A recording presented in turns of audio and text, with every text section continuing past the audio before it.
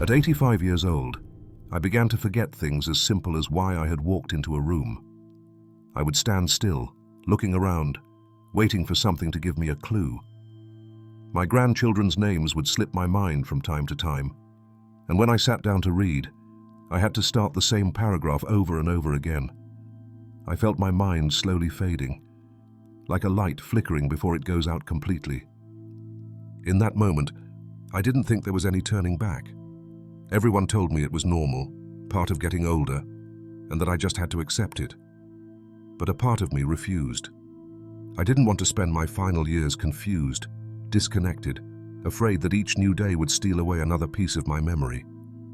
Then, almost by accident, I heard a doctor in an interview describing a group of foods that had a profound impact on brain health. No magic pills or miracle formulas, just real, natural food. Ingredients that have been with us all along and that, apparently, can give our brains exactly what they need to work better, even at an advanced age. I decided to give it a try. I didn't expect much, but something changed. Little by little, my mind started to feel clearer. I stopped forgetting where I had put things. I began to recall conversations in greater detail. And the most beautiful part, I felt present again. I felt like my mind belonged to me once more. In this video, I want to share with you the 5 foods I began eating every day, and that, combined with small tweaks to my routine, completely transformed my memory and the way I live. I'm not a doctor, but I am a witness to what these foods have done for me. I'll also talk about what science says, so you can decide for yourself whether you want to give it a try. This isn't an empty promise. There are no magical solutions, but there are small, daily choices that can change everything. Tell me in the comments how old you are and where you're watching from. I can't wait to read your stories. Tech. Everything started with little things. At first, they were details I could easily explain away. It's normal, I told myself. Everyone forgets names occasionally. But then I began to notice it wasn't just occasionally. It was more frequent, more serious. I remember the first time I couldn't find my keys.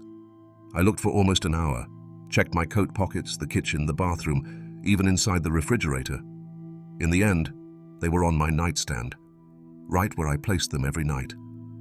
I laughed, of course, but inside, something lit up, a small alarm. Then came the repetition. I'd start telling my granddaughter a story from my youth, and she'd look at me with a mix of kindness and patience. "Grandpa," she'd say, "you already told me that yesterday." I'd smile, but inwardly it hurt, because I didn't remember. I had no idea I'd said it before. How could I be so sure of what I was going to say, and yet have no memory of having said it already? I began to avoid long conversations.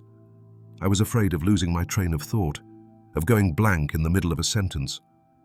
Sometimes I forgot what day it was, or I'd open a kitchen drawer without knowing what I was looking for, or I'd find myself in a room without remembering why I'd gone in there. But the worst part wasn't the forgetfulness. It was the feeling of slowly disconnecting from myself, as if the pieces that made up my identity were starting to slip away. My memory wasn't just another bodily function. It was my story, my decisions, my loves. It was me. And feeling it slip away was like watching someone I love walk away, unable to stop it. I felt fear of becoming a burden, of forgetting the faces I love, of forgetting who I am. I also felt shame, because no one wants to seem confused or out of place. So I began to keep quiet, to pretend everything was fine. And that was even worse. It made me feel alone. It was in that moment, when I believed there was nothing left to do, that I decided to try everything. Because even if science says cognitive decline is part of aging, I wanted to fight. Not to become 30 again, but to keep being me, here and now. And it all began with one simple change, one that seemed small, but ended up changing everything. Doug. The doctor's visit. What they told me about my memory. When I finally stopped pretending everything was fine, I made an appointment with my primary care doctor. It wasn't easy. You always want to believe you can handle everything on your own. But I had reached a point where I knew I couldn't go on like that. The brain fog, the forgetfulness, that sense of being disconnected. They were no longer isolated moments. They were part of my daily life. The doctor greeted me warmly, asked several questions, reviewed my history, and ran simple tests of memory, attention, and language. I did my best to answer, but for some questions I went blank. For others, I answered slowly. He wasn't alarmed, but he also didn't tell me what I wanted to hear. He explained that there were no clear signs of Alzheimer's or advanced dementia. The diagnosis was a gentle-sounding phrase, mild cognitive impairment. He said it's common at my age and doesn't necessarily progress, but there's no cure either. His recommendations were the usual. Keep mentally active, do crosswords, read more, socialize. He suggested new hobbies, something I had never tried before. He talked about the importance of good sleep, daily movement, stress reduction, and of course, monitoring for any worsening symptoms. I asked about medication. He said there are drugs available, but he didn't recommend them for me. The side effects can be strong, and their benefits, in his words, aren't always as clear as we'd like. I left the office with a mix of relief and frustration. Relief that it wasn't something more serious. Frustration because deep down, it felt like he was saying, this is part of aging, and you just have to accept it. But I didn't want to settle for keep active and hope for the best. I wanted to feel better, not just maintain. I wasn't looking for miracles, just clarity, memory, presence, that feeling of truly being here, now. That was when I began researching on my own.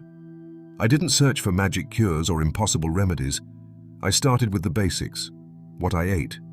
If what we eat affects our whole body, why wouldn't it affect our brain? That question marked the beginning of a path that, little by little, brought back what I thought was lost. Cake.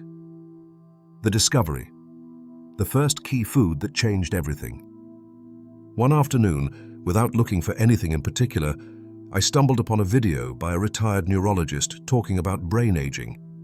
She said something that stuck with me. What you eat not only nourishes your body, it nourishes your mind.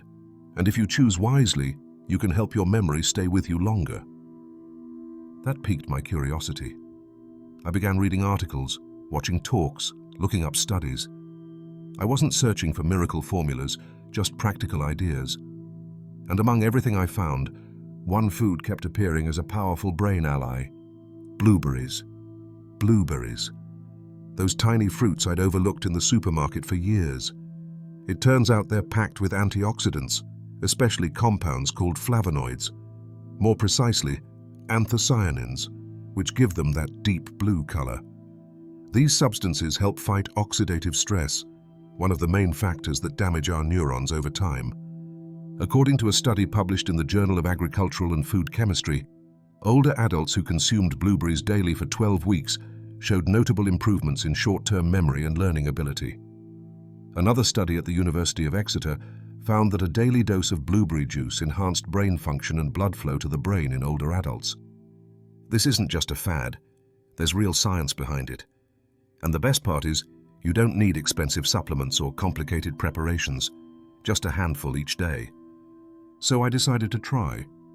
I bought a container of fresh blueberries and ate them every morning for several weeks, mixed into plain yogurt or on their own, as a little ritual. What happened? At first I didn't notice much, but by the second week, something began to shift. I felt more alert in the mornings. I was less clumsy with my recollections. That mental fog, that sense of being a bit disconnected, started to lift. It wasn't like flipping a switch. It was more like the lights, which had been dimmed, slowly brightening.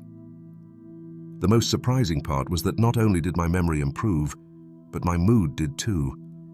I felt more energized, more present, like something inside me had reawakened. That was the beginning. A small fruit, modest in appearance, but with a mighty impact.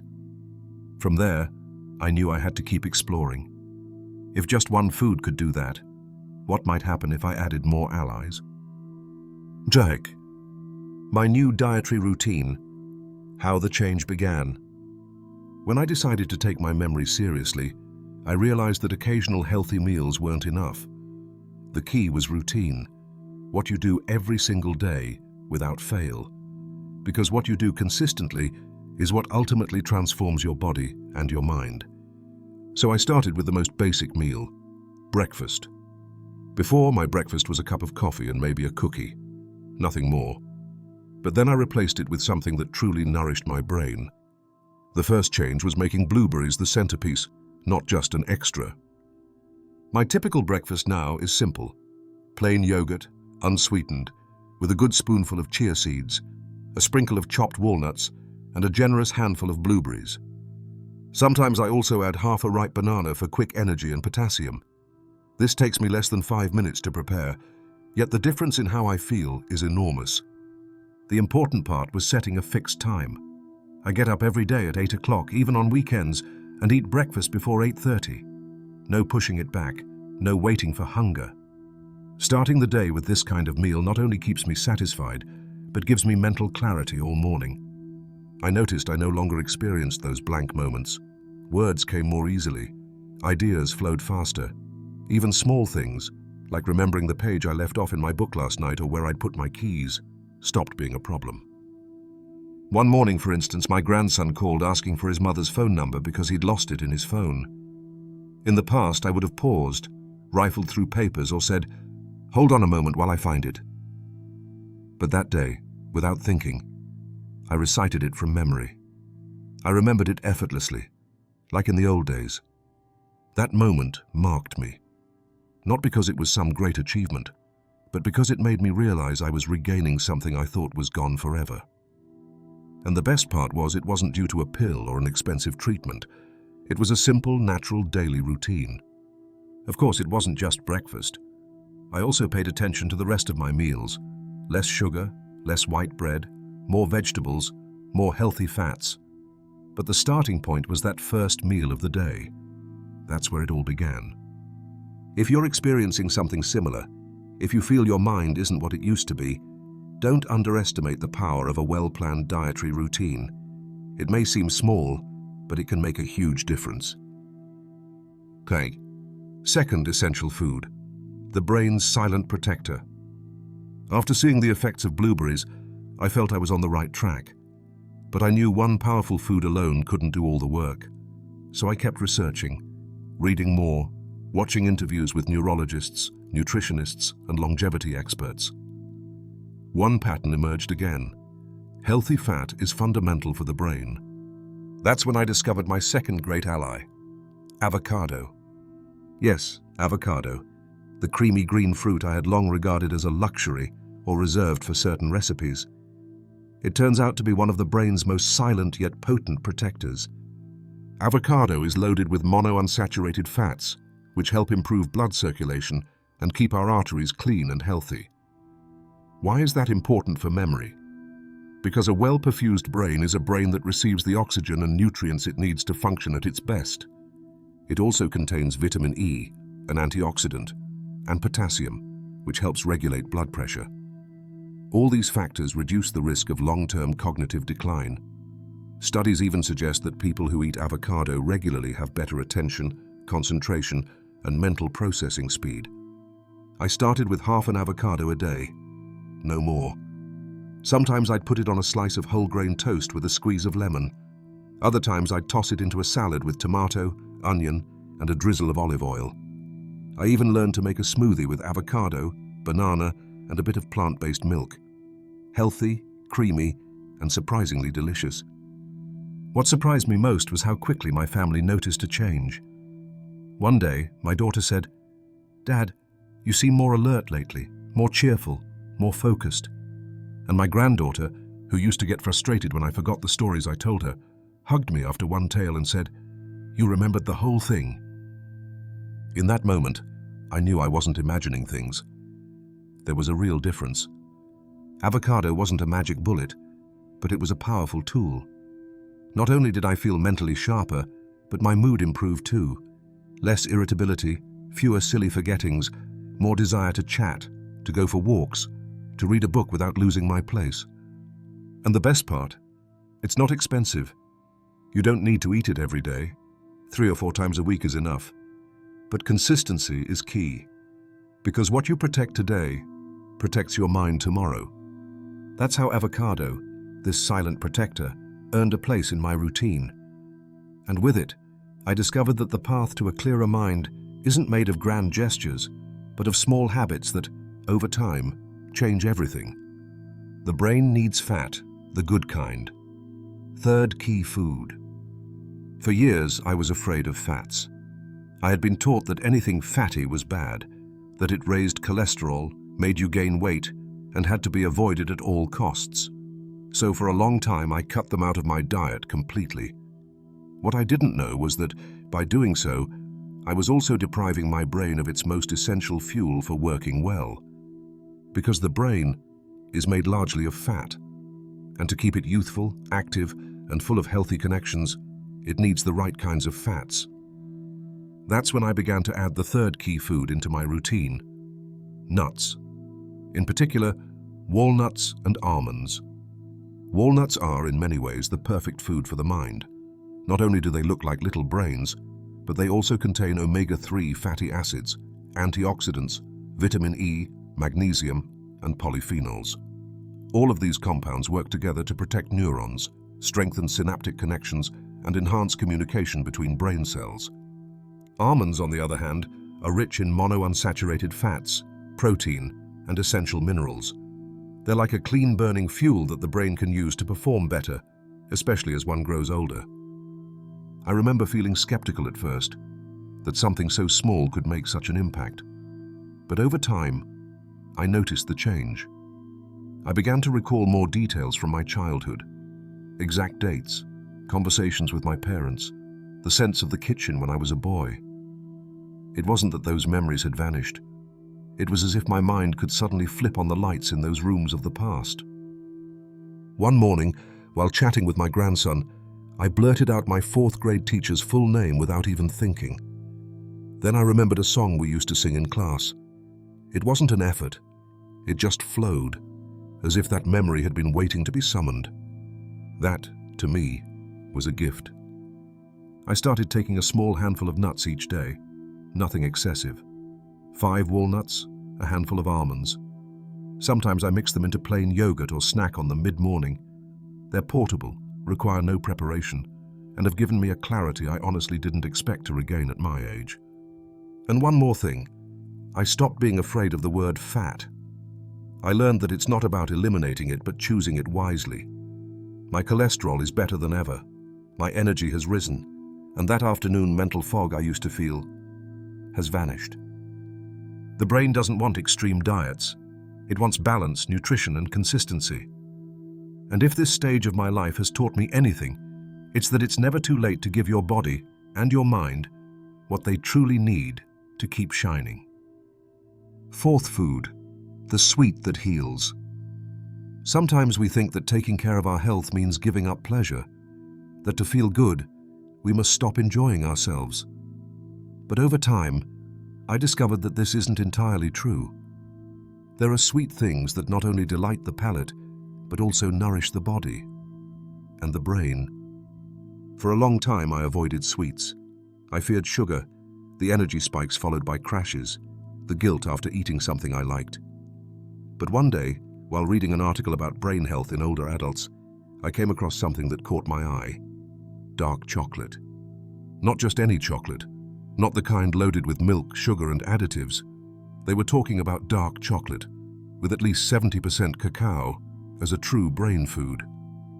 Pure cacao contains flavonoids, which are powerful antioxidants. These compounds improve blood flow to the brain, reduce inflammation, and protect neurons from damage caused by oxidative stress. In other words, they help keep the brain younger, more alert, and more resilient. Moreover, cacao stimulates the release of endorphins and serotonin, the substances that boost our mood. It's as if, by eating a little good chocolate, the body relaxes and the spirit lifts. And that, in my experience, also helps us remember better, stay more present, and connect more deeply with what's happening around us. I started eating one small square after lunch, just a tiny piece, no more. I let it melt slowly in my mouth without rushing. It became a moment I gifted myself each day. Over time, I felt the change. Less afternoon anxiety, more focus when reading, more enthusiasm when I sat down to write memories in my journal. But the sweetest moment came one afternoon at home with my grandchildren. We had a simple snack, fruit, nuts, and a few squares of dark chocolate. We sat together on the terrace. They asked me questions, and I told them stories. Then, without warning, I recited a tale my mother had told me when I was young, word for word, just like she had. I hadn't recalled it in decades, yet there it was. It felt like someone had shone a flashlight inside my memory. That day, I knew I wasn't just recovering memories. I was reclaiming moments, emotions, connections. Of course, you must be careful. Not all sweets are healthy. I avoid processed products full of sugar. I don't drink soda or eat commercial pastries. But a bit of dark chocolate or even a teaspoon of natural honey in my tea has become part of my routine. And not just for the taste. I do it because it helps me feel alive, clear-headed, present. That's how I learned that pleasure and health aren't enemies. Sometimes, sweets, if chosen wisely, can heal. Fifth food, the most powerful of all and the simplest. Throughout my life, I've heard about exotic foods, miraculous supplements, new diets every month, all promising youth, memory, and energy. But after so many years, I've learned that sometimes the most powerful things don't come from something rare or expensive. They come from the simple, from what's within everyone's reach, yet often undervalued. That was the case with the fifth food on my journey, water. Yes, as simple as that. Water. It might sound disappointing to some, but I assure you, when I started drinking water consciously and sufficiently, my mind took a leap I never expected. Because it turns out that for the brain to work well, it needs to be hydrated. Water not only transports nutrients, it also flushes out toxins, regulates temperature, keeps neuronal connections active, and improves blood flow to the brain. Before, I was the sort of person who only drank water when I felt thirsty. A small glass here, another there. Sometimes hours would go by without me realizing I hadn't had a drop. And of course, by afternoon I felt tired. My concentration faltered, my words got stuck, and I blamed it all on age. But it wasn't just age, it was dehydration. So I made a change. I started each morning with a large glass of water upon waking, then another before breakfast. During the day, I carried a small bottle with me and made sure to take sips regularly, even if I didn't feel thirsty. It didn't take long to notice the difference. I began thinking more clearly, recalling names more quickly, reading without having to reread the same line over and over. I felt more alert. Even my mood improved. Less confusion, less irritability, more desire to talk, to write, to learn. And water amplified the effects of the other foods. Because without proper hydration, the body can't absorb nutrients well.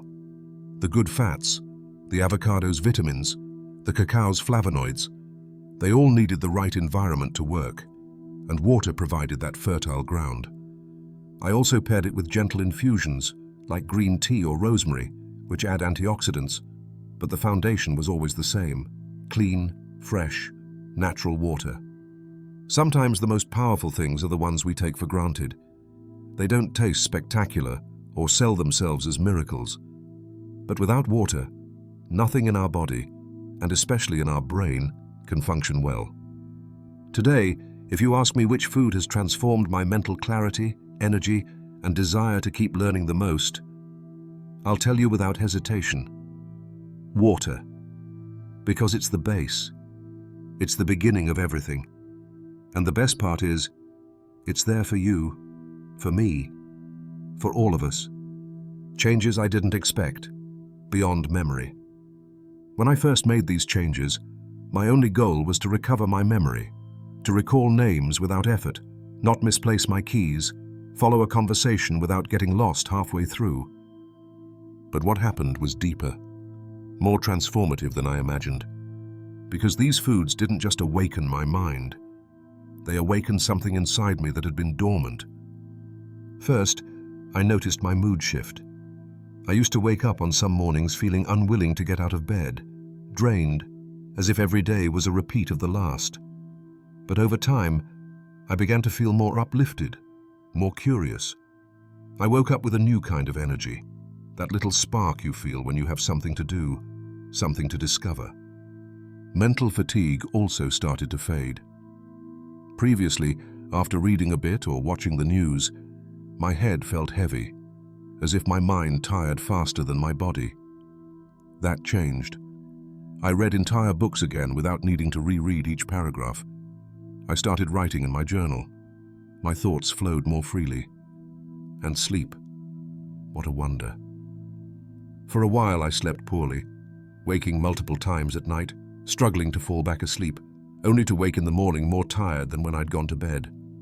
But after improving my diet, hydrating properly, and adding these nutrient-rich foods, my rest improved. It wasn't immediate, but it was steady.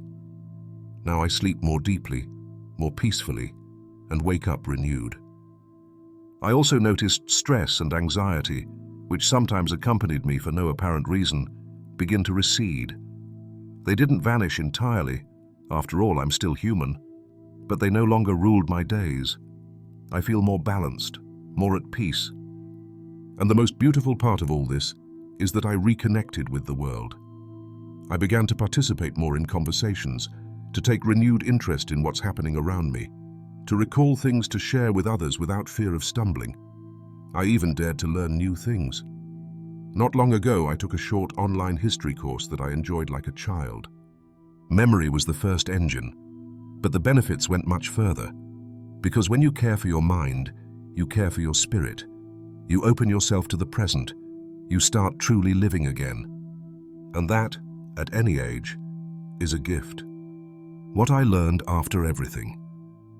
At 85 years old, I thought my time of lucidity was slipping away, that it was normal to forget names, lose track of a conversation, or stand silent, unable to recall why I'd entered a room. I believed it was the beginning of the end, that the mind, like the body, was slowly fading. But what I didn't know was that it could ignite again. It didn't happen overnight. It wasn't magic, but it was real. At first, I could only recall what I'd eaten for lunch. Then I began finding words more easily, linking ideas without effort, chatting without falling behind. One day, I surprised myself by completing an entire crossword puzzle unaided. Another day, I remembered an old friend's phone number without seeing it written down for years. And the most beautiful part was that I recovered something more than memory. I recovered my confidence. I began to feel alive again, eager to learn, to read, to have long talks with my grandchildren, to laugh without forgetting why, to share anecdotes without losing the thread, to write my memoirs with clarity and pride. And it all began with something very simple, changing what I put on my plate. I'm not talking about a miraculous diet. There are no magical secrets or instant solutions. What I found was a path made of real foods, consistency, water, curiosity, and the deep desire not to give up. Because that's the most important thing, not giving up. If you've noticed yourself struggling to remember, if you sometimes feel your mind is cloudy or slower than before, don't accept it as inevitable. Start with one small change, one you can stick with. Add one good food to your day. Drink more water. Let your brain breathe again. I did it at 85, and if you're 60, 70, 90 or older, you can do it too. What I learned is that it's never too late to awaken the mind. Never too late to take care of yourself, to regain clarity, to feel that spark once again. We may not be who we were at 20, but we can feel alive, alert and present once more. My story isn't unique. It's a possibility, and it's there for you too. And you? Have you noticed changes in your memory lately? Maybe you struggle to find certain words. Perhaps you forget little things from day to day. or you simply feel your mind doesn't work as it used to, you're not alone. And most importantly, you're not without options. Today I've shared what worked for me, not because I hold absolute truth, but because I know what it feels like to look in the mirror and wonder, what's happening to me? And I know the joy of smiling again when you suddenly remember something you thought was lost. Now I want to hear from you. Tell me in the comments, what foods do you eat to care for your mind? Have you made any changes to your diet that you've noticed? And please, let me know which country you're watching from and how old you are. I can't wait to read your stories. And remember, your experience might inspire someone else, just as others inspired me when I needed it most. If this video helped you, share it. Send it to a friend, a child, a senior who sometimes feels it's too late to improve. Sometimes all someone needs is a little hope. See you in the next video. Thank you for being here.